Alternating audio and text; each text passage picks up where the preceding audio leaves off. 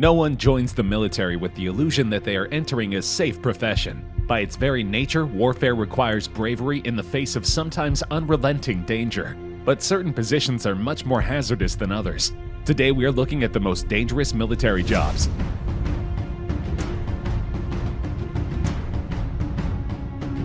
Who is tasked with saving Navy SEALs when they're in trouble? This unenviable task often falls to pararescue jumpers, who climb and dive from insane heights in order to save those in need. These highly trained experts take part in every aspect of the mission and are skilled parachutists, scuba divers, and rock climbers. And they are even Arctic trained in order to access any environment to save a life when they're called to do so. Training is extremely challenging both physically and mentally, but if you graduate and wear the maroon or scarlet beret, you will be one of the most highly trained combat medics in the world, able to handle the most stressful situations with ease. Some even refer to these soldiers as guardian angels because they keep their comrades safe in all situations. The unit traces its lineage to 1943 during the Second World War. A C-46 had failed, and the dozens of airmen it carried had bailed out over the jungles between China and present-day Myanmar. The only route to reach the men was by air, so 2 medical corps men parachuted down and stayed with the men for over a month, tending to injuries until they could reach safety. By the Vietnam War, pararescue was an official unit, wearing its signature maroon beret, the color a symbol of its blood sacrifice, and its insignia, an angel cradling an earth. The official motto, "These things we do that others may live."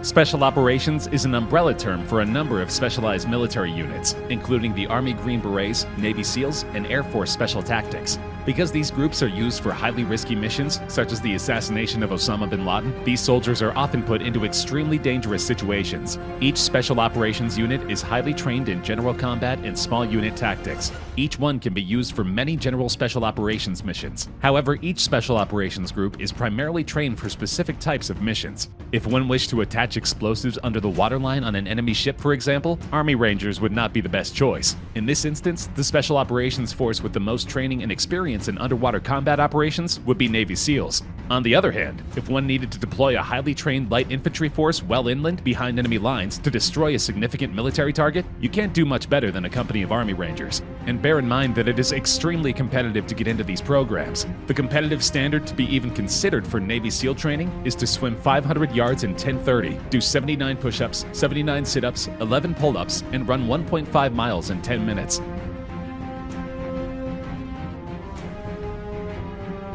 This one should not come as a surprise. The Bomb Disposal Unit is tasked with dismantling explosives when they are found in a threatening area. While they are highly trained, there's always a chance the bomb could detonate while they are disarming it.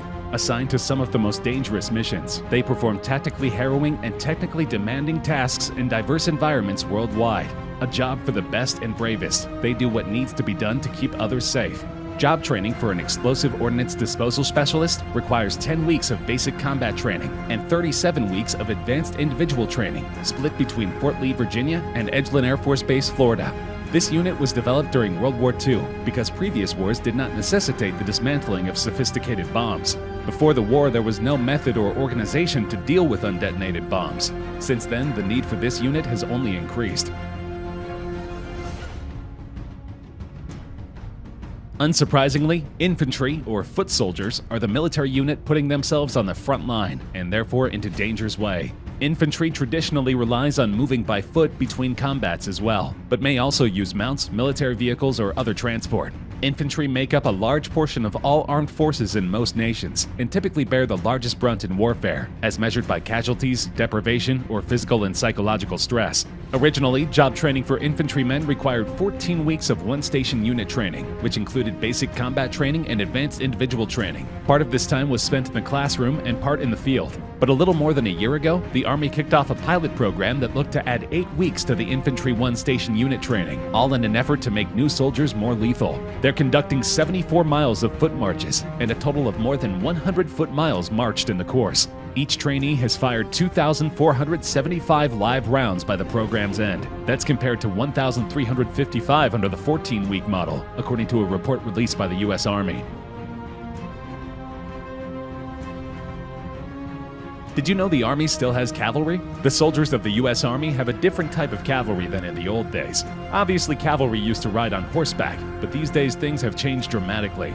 They now have mechanized cavalry, made up of tanks, armored personnel carriers, and Humvees. Beginning with traditional strengths, Army cavalry have historically combined mobility, protection, and firepower to allow both stealthy and forceful maneuvers. While Scouts have achieved success in recent decades utilizing M3 cavalry fighting vehicles, Stryker Reese vehicles, and Humvees, they have likewise benefited from organic integration of M1 Abrams tanks and Stryker mobile gun systems. Job training for a cavalry scout requires 16 weeks of one-station unit training. Some of it takes place in the classroom, but most of it will be spent on the field. Whether it's taking part in squad maneuvers, target practice, or war games, cavalry scouts are constantly refining their skills to keep themselves sharp. Though they have the benefit of an armored vehicle to protect them, these vehicles are often targets, thus putting cavalry in a dangerous situation. In civilian life, the term engineer might conjure up some sort of math-oriented, pencil-pushing type who frets over numbers and angles for a living. But in the Army, not all engineers are sitting at desks. With the motto of UBEAK, meaning everywhere, military engineering is a varied and exciting trade. It includes bridge building, small boat handling, and explosives handling, among many other skills. Put simply, a combat engineer is a jack of all trades who can be called on at any point to do numerous tasks. Combat engineers can wield a chainsaw, build a bridge, clear a minefield, build a road or airfield, and use explosives to demolish a target. Combat engineers also conduct basic construction tasks and purify water. Job training for combat engineers requires 14 weeks of one-station unit training, which includes basic combat training and advanced individual training. Part of this time is spent in the classroom and part in the field with on-the-job instructions. While this combat position is technically closed to women, some have actually been able to train as combat engineers for years at Fort Leonard Wood in Missouri. By 2013, 55 women had graduated.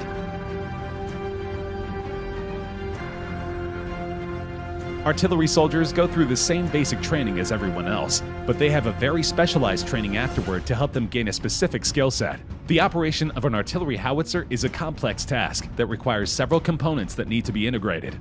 The crew of the howitzer usually does not see the enemy position on which they are executing artillery fire. The artillery pieces are organized in batteries that are located deep behind infantry positions. Forward observers are the ones who actually visualize the target and relay target coordinates to a fire control center, which transforms the data and computes gun parameters that are introduced by artillery crew members into howitzer settings. Some artillery officers spend a lot of time in field training exercises, where they work, eat, and sleep outdoors and in tents. Others live and work aboard ships. Artillery and missile officers may work in locations such as underground launch command centers or submarines. This means they are often in exposed or uncomfortable situations, which makes it hard to defend themselves, especially when the enemy is usually not visible. You've probably heard the term medic on TV or at the movies. Something terrible happens on the battlefield, and as smoke begins to clear and the troops retaliate, you hear soldiers calling "medic" while standing over the wounded. But what is an Army medic, and what does he or she do? You might assume that the medic in Army medic is simply shorthand for a doctor or nurse, part of the medical staff. But medic is actually an official job within the U.S. Army with a specialty listing. A medic is not a nurse or a physician, but a healthcare specialist trained to give basic medical treatment and take care of soldiers in emergency situations. Although there are similarities, Army combat medic training and civilian medic training are two different things. The main difference between EMT training and Army medic training is that Army medics are trained to provide medical assistance in combat situations and can do trauma care that is beyond the scope of a civilian medic. Job training for a combat medic specialist requires 10 weeks of basic combat training and 16 weeks of advanced individual training, including inpatient care. Transportation soldiers keep the Army moving. During basic training at the transportation school, soldiers learn how to operate and maintain Army tactical trucks, material handling equipment, and watercraft. The Transportation Corps is responsible for moving supplies, troops, and equipment anywhere on the globe. During war, the Transportation Corps utilizes trucks, boats, and airplanes to provide extremely fast support to the combat teams on the front lines. Transportation officers are experts in the systems, vehicles, and procedures in moving troops and supplies in the Army. Though it may sound cushier than other Army jobs, transportation officers are tasked with moving supplies through extremely hazardous areas that often lead to casualties.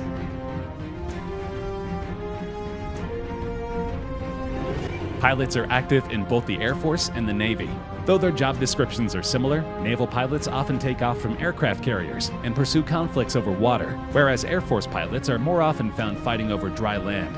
but their missions are not always violent. Military pilots perform a variety of duties and may, for example, transport military cargo and passengers. They may conduct reconnaissance missions, where high-flying, photographically equipped aircraft are used. They could be involved in aerial combat, where fighter aircraft are used as weapons platforms. Fighter pilots, on the other hand, undergo specialized training in aerial warfare and dogfighting, close-range aerial combat. A fighter pilot with at least 5 air-to-air kills becomes known as an ace. Many others are not so lucky and perish in the line of duty. Fighter pilots are one of the most highly regarded and desirable positions of any Air Force. Selection processes only accept the elite out of all the potential candidates. An individual who possesses an exceptional academic record, physical fitness, healthy well-being, and a strong mental drive will have a higher chance of being selected for pilot training. Candidates are also expected to exhibit strong leadership and teamwork abilities. As such, in nearly all Air Forces, fighter pilots, as are pilots of most other aircraft, are commissioned officers. An artillery observer is a person who watches the effects of artillery fire, adjusts the center of impact of that fire onto a target, and reports the results to the firing agency. After completion of basic combat training, enlisted soldiers attend a 10-week course on the fundamentals of call-for-fire techniques, as well as general fieldcraft and small unit tactics at Fort Sill, Oklahoma. Observers must be able to work independently for long periods of time, and because the clandestine nature of their work and their frequent placement on or behind enemy lines, the ability to operate with minimal support is of great importance, as some missions can often last for days or weeks. Obviously, this job is extremely hazardous because it requires the forward observers to sneak behind enemy lines and determine the extent of damage to the enemy's resources. As a result, many brave artillery observers lose their lives in the line of service.